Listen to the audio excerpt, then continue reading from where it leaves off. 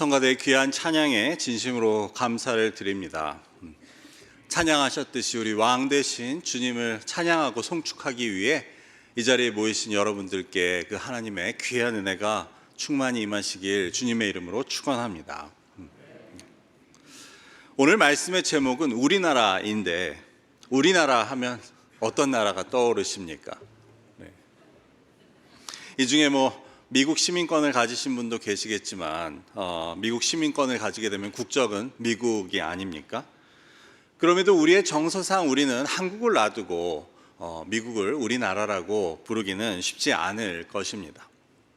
결국 우리는 유학생이든 주재원이든 아니면 미국 시민권자든 간에 이민자로서의 정체성을 가지고 산다고 할 수 있습니다. 그런데 이런 이민자로서의 정체성을 가지고 우리가 사는 것이 우리의 신앙과 어떤 관련이 있는지 혹시 생각해 보신 적이 있으십니까? 우리의 이민자로서의 경험은 사실 우리 믿는 자들의 신앙과 관련이 있습니다. 왜냐하면 성경은 우리 믿는 자들에서의 이 땅의 삶은 나그네의 삶 혹은 거류민으로서의 삶이라고 말하고 있기 때문입니다. 아브라함은 그 아내 사라가 죽어 이제 장사할 곳을 찾다가 헤브론 땅을 사기 위해 그 해족 속에게 가서 이렇게 말합니다. 나는 당신들 중에 나그네요 거류하는 자이니 당신들 중에서 내게 매장할 소유지를 주어 내가 나로 죽은 자를 장사하게 하소서. 물론 아브라함은 실제로 그 하나님의 말씀을 따라 그 고향을 떠난 자였습니다. 그래서 그 이후에 그 아브라함과 그의 가족은 그 땅에서 거류민으로 또 나그네로 살게 되었던 것입니다. 아브라함은 그렇다고 치고 하지만 그 손자인 야곱 같은 경우도 마찬가지의 의식을 갖고 있음을 우리는 알게 됩니다. 즉 야곱은 애굽 왕 바로가 그에게 나이를 묻자 내 나그네의 길의 세월이 130년이라고 하며 자신과 자기 조상들의 삶이 이 땅을 떠도는 삶임을 인식하고 또 고백하고 있었던 것입니다. 다윗의 경우도 마찬가지입니다. 다윗이 하나님의 성전을 짓기 위해 예물을 드리며 기도하는 내용을 보면 역대상 29장 15절에서 다윗은 이렇게 기도합니다. 우리는 우리 조상들과 같이 주님 앞에서 이방 나그네와 거류민들이라. 세상에 있는 날이 그림자 같아서 희망이 없나이다. 다윗은 이미 그 먼 조상으로부터 그 땅에 살아온 자였지만 그는 아브라함이나 야곱같이 그 스스로를 이방 나그네요 거류민이라고 여기고 있었습니다. 그리고 이어서 다윗은 이 세상에 있는 날이 그림자와 같다고 말하고 있습니다. 그림자는 진짜가 아니라는 것 아닙니까? 결국 이 땅에서의 자기들의 삶이 나그네 삶이라는 것은 본향이 따로 있다는 것을 말하는 것이고 이 땅에서의 삶이 그림자 같다는 것은 진짜가 따로 있다는 말이었습니다. 그래서 히브리서 기자는 히브리서 11장에서 이 구약에 나오는 믿음의 인물들 그들을 설명하며 이렇게 말합니다. 히브리서 11장 13절과 14절을 제가 읽어보겠습니다. 이 사람들은 다 믿음을 따라 죽었으며 약속을 받지 못하였으되 그것들을 멀리서 보고 환영하며 또 땅에서는 외국인과 나그네임을 증언하였으니 그들이 이같이 말하는 것은 자기들이 본향을 찾는 자임을 나타냄이라. 아멘. 즉 그들은 모두 이 땅에서 외국인이며 나그네임을 알고 고백하였고 그렇게 하는 것은 바로 자기들의 본향이 따로 있다는 것을 믿고 있었기 때문이라고 성경은 말합니다.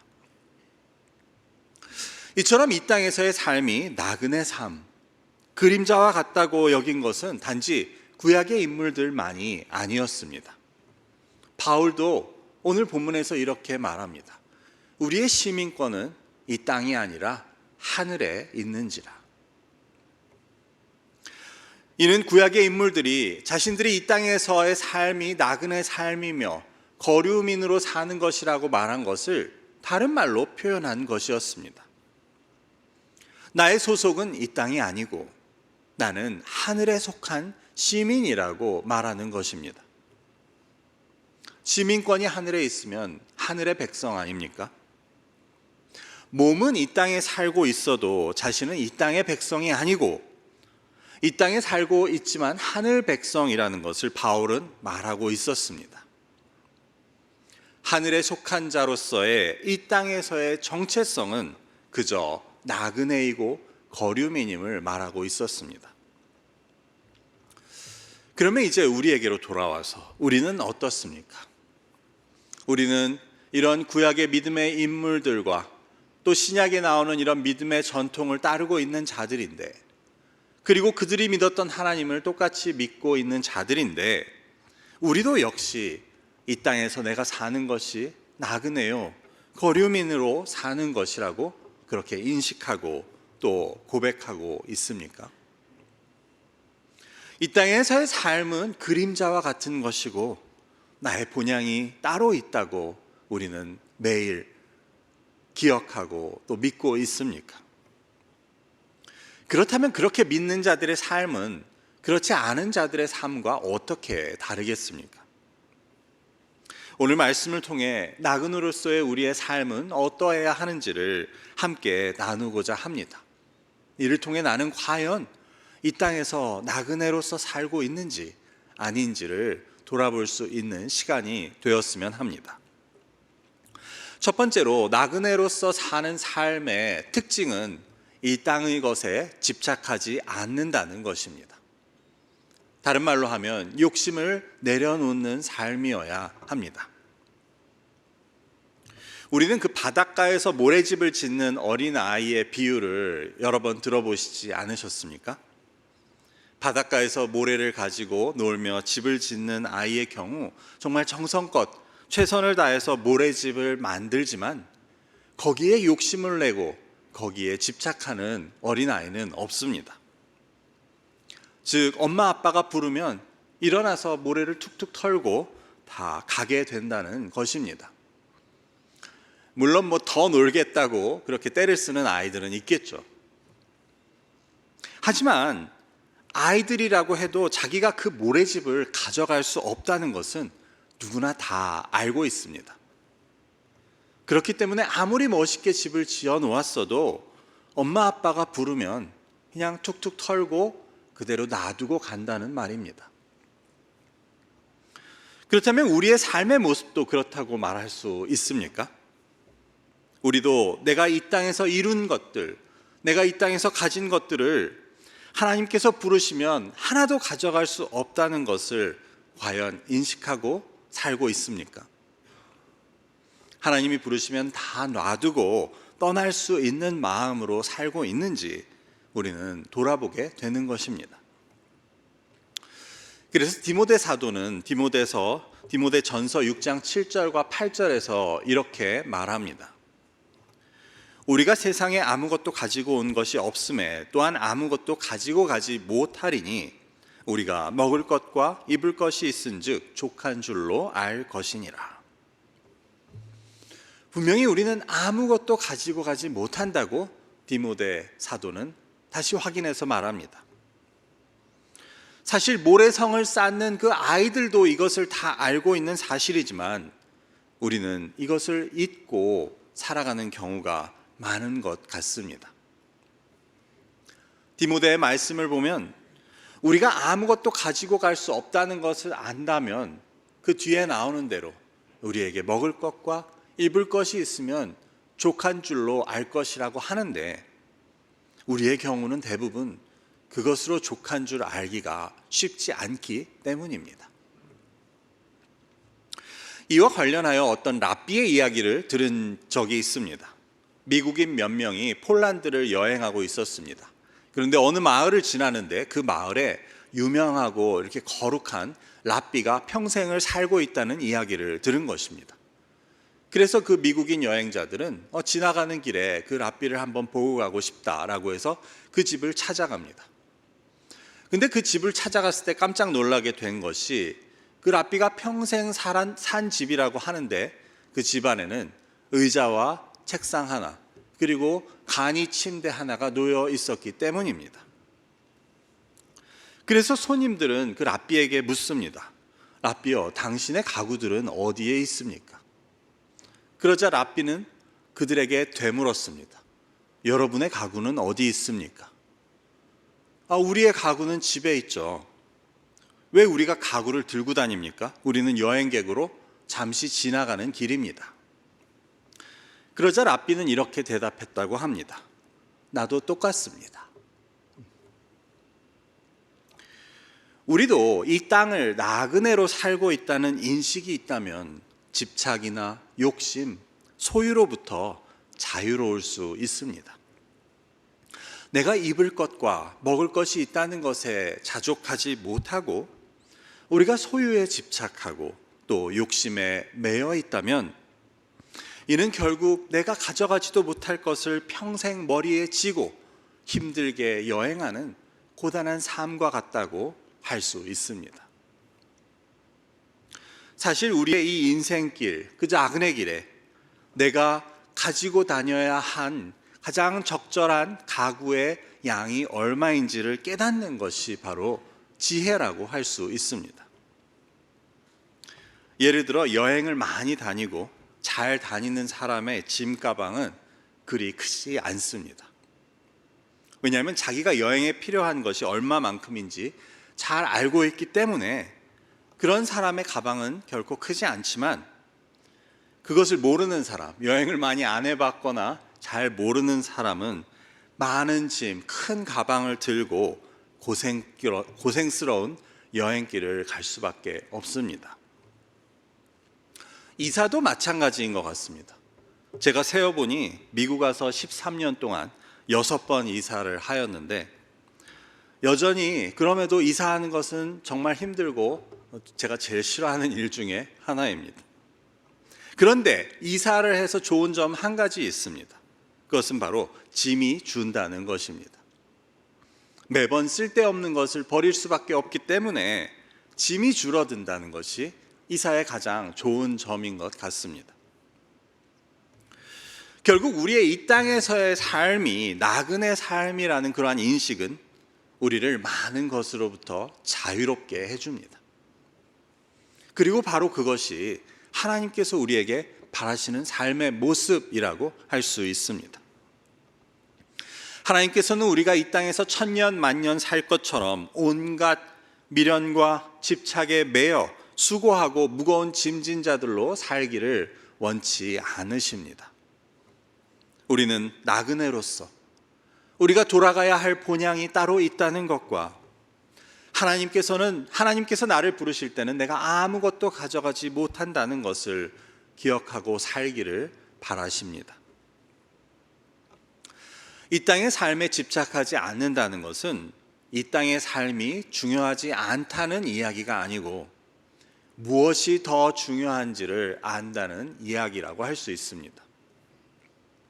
바울도 땅의 것을 생각하지 말고 위의 것, 하늘의 것을 찾으라고 말합니다. 우리의 시민권이 하늘에 있고 우리가 본향으로 돌아갈 자들이라는 것을 우리가 기억할 때 우리는 이 땅의 것에서 눈을 좀 떼고 하늘의 것, 위의 것을 찾을 수 있게 됩니다. 내가 이 땅에서 나그네로 살고 있다는 것을 기억하시고 모두 이 땅에서의 짐을 줄이실 수 있는 저와 여러분이 되시기를 바랍니다. 두 번째로 나그네의 삶은 준비하고 기다리는 삶이라고 할 수 있습니다. 즉 본향으로 집으로 돌아갈 것을 준비하고 또 기다리는 삶이 되어야 합니다. 언젠간 하늘의 아버지가 나를 부르신다는 것을 잊지 않고 우리가 집으로 돌아가는 그 시간을 준비할 수 있고 또 기다리는 것입니다. 우리의 삶이 나그네 삶이라고 했을 때 여행하는 자가 집으로 돌아갈 것을 생각 안 하는 사람이 어디 있겠습니까? 히브리서 11장 16절은 그 믿음의 인물들에 대해서 이렇게 설명하는데 그들은 그들이 이제는 더 나은 본향을 사모하니 곧 하늘에 있는 것이라. 이러므로 하나님이 그들의 하나님이라 일컬음 받으심을 부끄러워하지 않으시고 그들을 위하여 한 성을 예비하셨느니라. 즉 그들은 본향으로 돌아갈 것을 사모했다고 하는데, 그리고 그로 인해 하나님께서는 그들을 위해서 한 성을 준비하셨다고 말합니다. 이처럼 그들은 이 땅에 살면서도 그들이 돌아갈 본향을 사모하였습니다.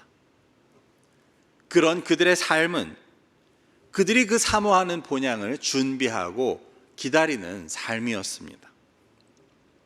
세상 일에 바빠서 본향을 잊고 산 것이 아니고, 본향을 늘 사모하는 마음을 언제나 갖고, 그래서 준비하며 기다리며 이 땅을 살아갔던 것입니다.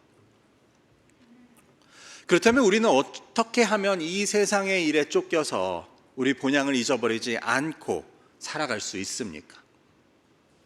어떻게 하면 이 땅에서의 나그네 삶이 우리의 정체성이라는 것을 잊지 않고 또 우리가 돌아갈 본향이 있다는 것을 잊어버리지 않을 수 있겠습니까? 그 해답은 바로 예배에 있습니다.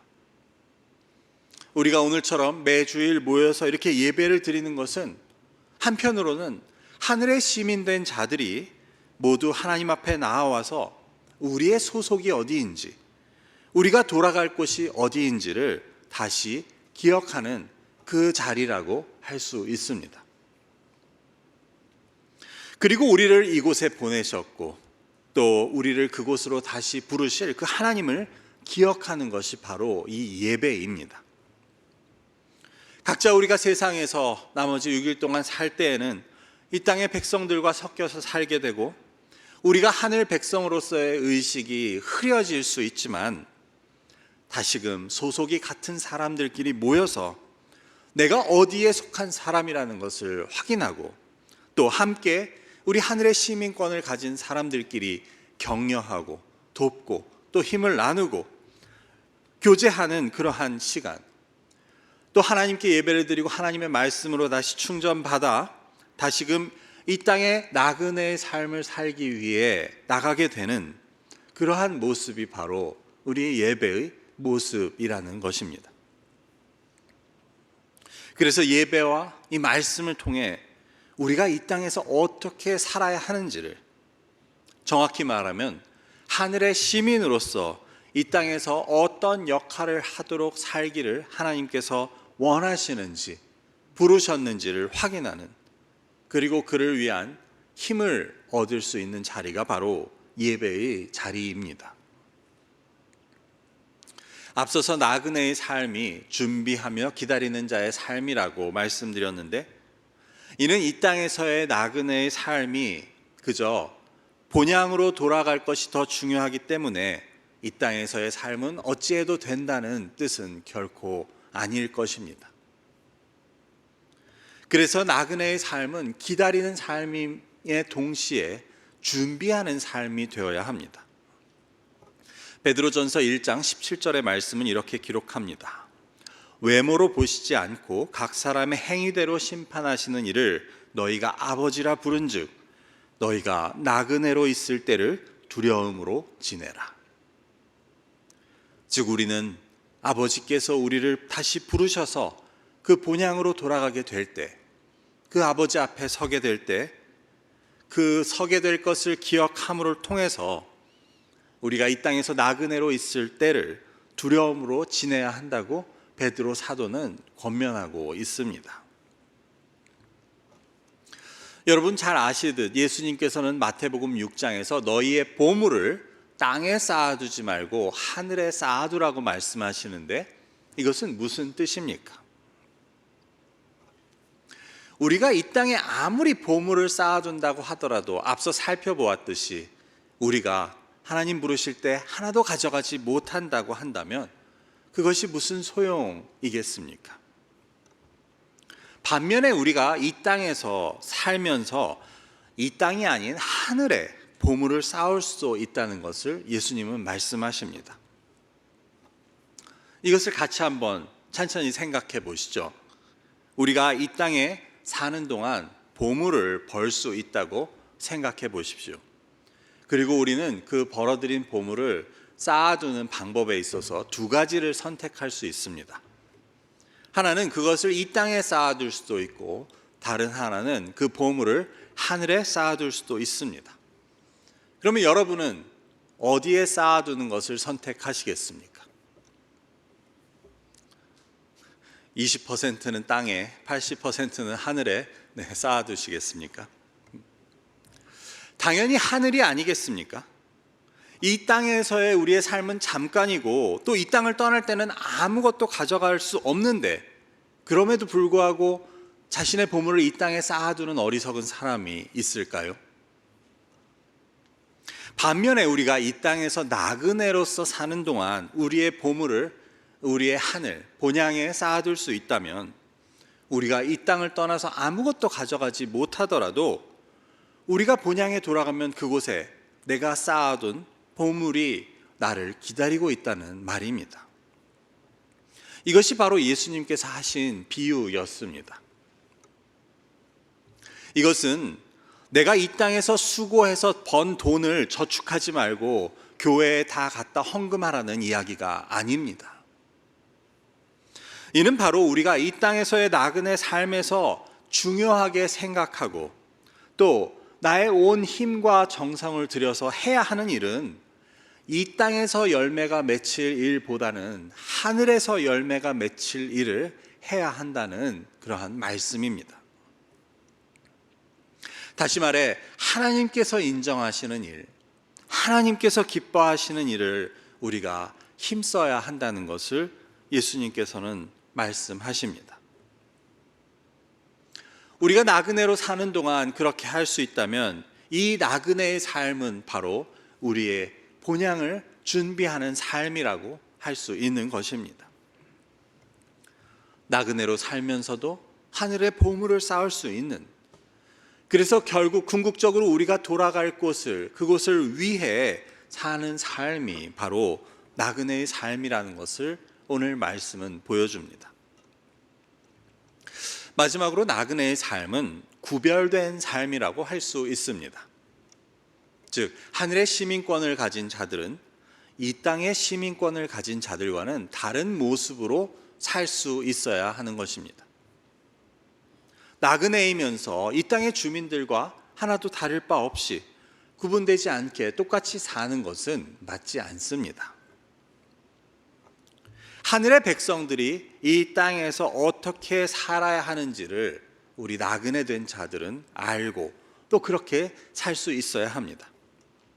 베드로전서 2장 11절에서 사도는 이렇게 권면합니다. 사랑하는 자들아, 거류민과 나그네 같은 너희를 권하노니 영혼을 거슬러 싸우는 육체의 정욕을 제어하라.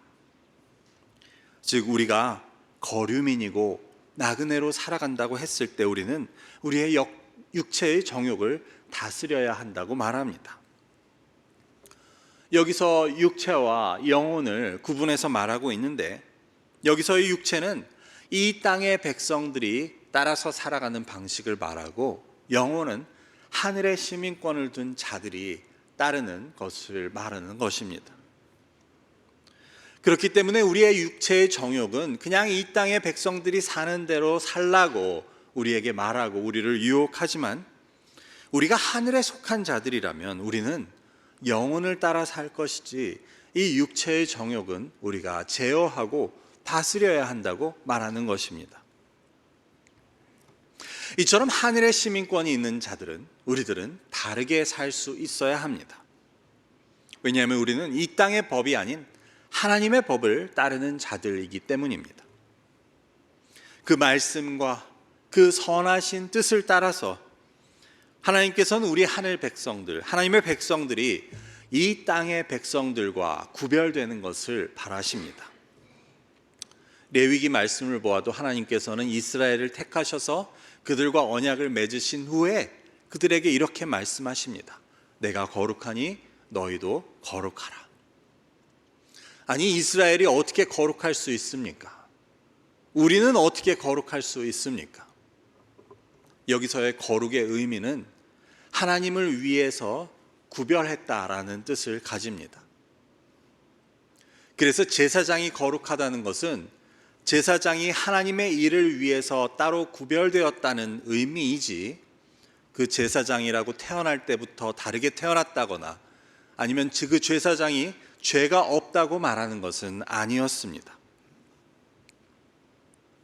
이처럼 하나님께서는 우리가 하늘의 시민권을 가진 자, 하나님의 백성이라는 것을 깨달았으면 우리가 하나님을 위해 구별된 자임을 인식하고 이 땅에서 그런 모습으로 살아가기를 바라십니다. 그렇기 때문에 이 땅에서의 나그네의 삶은 이 땅 백성들과는 구별된 삶이 되어야 합니다. 사실 이 세상은 우리 하나님의 백성들이 구별된 모습으로 사는 것을 힘들게 만드는 환경입니다. 세상은 우리가 구별되는 대신 세상과 동화되어 살도록 요구하고 또 유혹하고 있습니다. 그냥 남들이 하는 대로 살고 살라고, 다르게 살려고 노력하지 말라고 우리를 유혹합니다. 그렇기 때문에 나그네로서 이 땅에서 사는 것이 쉽지 않은 것입니다. 나의 구별됨을 지키고 나의 정체성을 지켜내는 일은 바로 우리 믿는 자들이 받게 되는 가장 큰 도전 중에 하나입니다. 윌리엄 윌리몬이라는 신학자는 1964년에 사우스캐롤라이나에서 있었던 한 사건을 가지고 이것은 미국의 기독교 세계의 죽음이라고 선포한 적이 있었습니다. 그런데 그 사건은 다름 아닌 그 팍스 영화관이 최초로 주일에 영화를 상영한 그 일이었습니다. 이전까지는 주일에는 문을 닫았던 그 극장이 1963년 어느 날부터 주일에 문을 열기 시작했던 것입니다. 이것에 대해 그는 이렇게 말합니다. 누가 젊은이들에게 세계관을 심어줄 것인가를 놓고 팍스 극장과 교회가 단판을 벌였고 1963년 그날 밤 팍스 극장이 승리를 거두었다. 이처럼 세상은 나그네로서 이 땅을 사는 우리가 구별되게 사는 것을 힘들게 만드는 방향으로 계속해서 움직입니다. 날이 갈수록 주의를 지키는 것이 힘들도록 만들고 하나님의 백성으로 구별되게 사는 것이 거추장스러운 상황으로 만들고 있다는 사실입니다. 제가 살던 텍사스에서도 제가 그곳에 오래 사신 분을 통해 이런 이야기를 들은 적이 있습니다. 당시로서 10년 전이었으니 지금으로부터는 한 20년 전의 이야기인데, 그 당시에는 그 동네에 있는 몰이 주일에 문을 닫았다고 합니다. 그래서 그 주일 아침에는 그 큰 몰의 주차장이 텅텅 비고 대신에 모든 차들은 교회의 주차장에 있었다는 이야기입니다. 하지만 언제부턴가는 몰이 주일에 문을 열게 되었고 이제 주일 아침에 그 몰의 주차장은 아침부터 차로 가득 차 있는 반면 교회의 주차장에는 주일 아침에도 차가 없게 되었다는 말씀을 하시는 것을 들은 기억이 있습니다. 우리가 이것을 두고 시대가 달라졌으니 신앙 패턴이나 교회 문화도 달라지는 것이 맞지 않냐고 할 수 있을까요? 우리 믿는 자들의 신앙도 시대에 따라 거기에 맞게 동화되고 변해야 한다고 할 수 있습니까? 운동 경기가 있는 시간에 맞춰 예배 시간이 옮겨지고 이제는 사람들의 편의를 위해 토요일에 예배를 드릴 수 있게 하는 교회들도 있다는 이야기를 들었습니다. 하나님이 정하신 그 주일을, 거룩한 주일을 가볍게 여기고 하나님께 드리는 예배를 자기 스케줄에 맞추는, 이것이 편의를 위한 것이라는 그러한 명목으로 교회들이 나오는 것을 우리는 보게 되는 것입니다. 이런 일은 처음부터 있지 않았습니다. 조금씩 세상과 타협을 하다 보니 여기까지 오게 되는 것입니다. 우리는 이제 이틀 후면 3.1절을 맞게 됩니다. 우리 민족은 일제강점기라는 뼈아픈 시기를 지내왔습니다. 당시에 하지만 한일의 합방을 찬성하는 사람들도 있었는데 그들의 목소리는 이런 것이었습니다. 우리나라 스스로의 힘으로는 개혁과 개방이 이루어질 수 없다. 우리나라의 고질적인 문제들을 고치기 위해서는 일본의 도움이 필요하다. 새로운 문명을 받아들여서 우리 백성들의 민생을 보전하는 것이 지금 우리의 살 길이다. 하지만 이는 나라의 국민들로서 지켜야 할 것이 무엇인지를 잊어버린, 혹은 우리나라라는 의식을 팔아먹은 사람들의 논리일 수밖에 없었습니다. 반면에 독립을 위해 일한 사람들은 내가 속한 나라, 우리나라를 지키는 일에는 타협이 있을 수 없고 이를 위해 목숨을 걸고 지켜야 한다는 것을 믿고 그렇게 행했던 것입니다. 우리가 속한 하늘의 백성으로서의 정체성도 마찬가지입니다. 우리는 이를 목숨을 걸고 지켜낼 수 있어야 합니다. 타협이 왜 나쁘냐고, 신앙의 모습도 시대가 달라짐에 따라 시대와 문화를 수용하고 또 중간 지점을 찾아보자고 하는 것은 우리를 이 땅의 백성으로 동화시키고자 하는 이 세상의 전략에 불과합니다. 우리를 이 땅의 신민으로 삼으려는 계략입니다. 우리는 이 세상과의 소통은 분명히 필요하지만 신앙에 있어서의 타협은 결코 용납될 수 없습니다. 하나님께서 이스라엘을 가나안으로 인도하실 때 하나님께서는 그 땅의 주민들을 어린아이나 노인들 포함해서 모든 가축까지 하나도 살려두지 말라고 명령하십니다. 이처럼 우리가 납득하기 힘든 이 하나님의 명령은 다름 아닌 신앙적인 타협은 용납할 수 없다는 그러한 하나님의 뜻을 보여주시는 것이었습니다. 이처럼 우리가 이 땅을 나그네로 산다는 것은 이 땅과 구별된 삶을 사는 것을 의미합니다. 우리가 어디 소속인지, 우리나라가 어느 나라인지를 잊지 않고 이를 타협하지 않고 지켜내는 삶을 살아야 하는 것을 오늘 말씀을 통해 우리는 깨닫게 됩니다. 말씀을 맺고자 합니다. 우리는 모두 낯선 땅에서 나그네로 사는 일, 즉 다른 사람들의 세상에다 삶의 뿌리를 내리려고 노력하는 그 나그네의 삶이 어떤 것인지를 잘 알고 있습니다.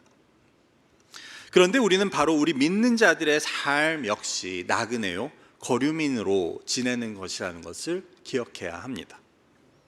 아브라함으로부터 모든 신앙의 인물들은 이 땅에 사는 동안 나그네로 지나며 이 땅에서의 삶이 그림자이며 그들이 돌아갈 본향이 있다는 것을 잊지 않고 살았습니다.